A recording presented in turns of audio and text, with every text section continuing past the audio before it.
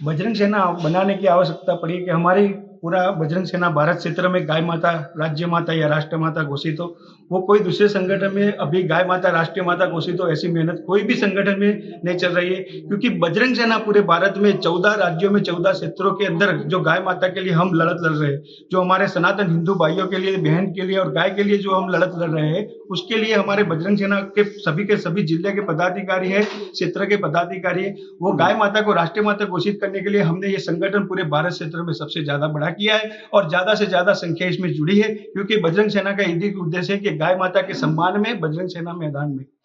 क्योंकि अगर सनातन धर्म की अगर बात करें तो क्योंकि ज्यादातर लोग हिंदू हिंदू कहते हैं, वैसे हिंदुओं का ही कोई जिक्र नहीं है कि सरकारें हिंदू सनातनी होने का जिक्र करती है। तो क्या लगता है कि कई जो मठाधीश है, शंकराचार्य है, वो सनातन धर्म को लेके सनातन वोट की भी मांग कर रहे हैं,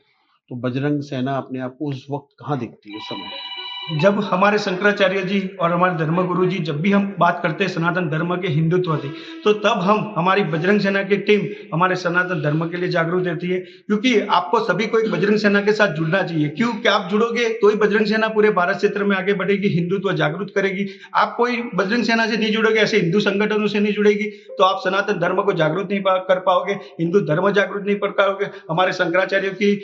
जो उनका प्रचार प्रसार हो रहा है पूरे भारत क्षेत्र में, हिंदू जागो राष्ट्र करवाना है उनको, पूरा देश हिंदुत्व का, उसमें आप जागरूक नहीं होगे। तो ये बजरंग सेना हमने पूरे भारत में, हमारे अशोक शर्मा जी जो राष्ट्रीय संस्थापक है, उन्होंने बहुत दिन रात मेहनत करके सनातन धर्म को जागरूक करने के लिए। और बजरंग सेना का दूसरा भी एक उद्देश्य है कि साधु संतों के सम्मान में बजरंग सेना मैदान में, क्योंकि बजरंग सेना एक हमारे शंकराचार्य और साधु संतों से पूरी चलती है बजरंग सेना भारत क्षेत्र में। तो सनातन धर्म के लिए बजरंग सेना पूरे क्षेत्र के अंदर खूब मेहनत करेगी और आगे बढ़ाएगी। वर्तमान राज्य सरकार और वर्तमान केंद्र सरकार से बजरंग सेना किस प्रकार से अलग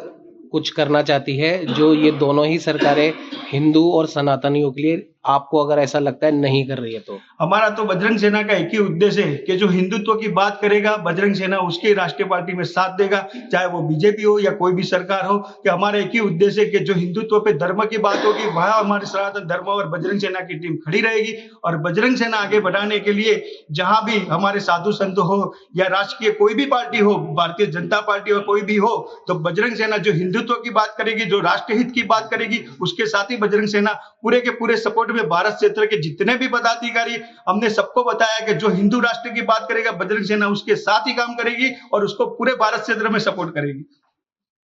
आपका नाम है? मेरा नाम हितेश मोदी है, बजरंग सेना का राष्ट्रीय युवा अध्यक्ष।